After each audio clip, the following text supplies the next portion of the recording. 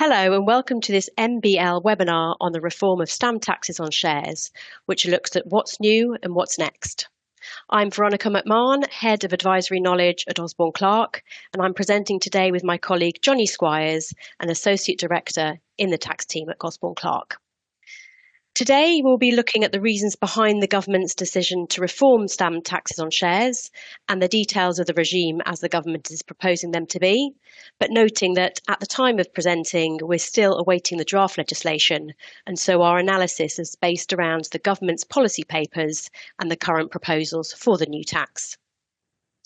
We will be looking at how the new regime differs from the current regimes for stamp duty and stamp duty reserve tax, and also the practical issues raised. We will then finally look at what you might want to do in advance of the new regime taking effect, which is expected to be in 2027. So looking first at why there was any need for any reform.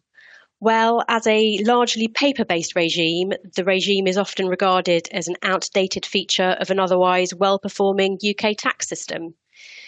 Stamp duty is somewhat of an outlier within the taxes administered by HMRC because most are self-assessed and digitised to some degree, if not completely. And while HMRC aims to deal with around 80% of stock transfer forms within 15 working days of receiving them, stamping can take longer and can be subjected to an unwelcome delay. That can be detrimental to businesses and may affect the perceived attractiveness of the UK as a location to invest.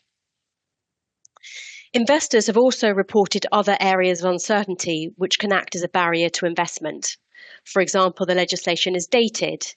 Indeed, it's one of the oldest UK taxes, with the Stamp Duties Management Act 1891 still being good law. It's also spread across a number of acts, with common terms in current day business transactions just not catered for. There are also some definitions in stamp duty which are not always consistent with equivalent provisions for stamp duty reserve tax or other taxes. For example, there are some reliefs which exist only in stamp duty and not in SDRT and vice versa.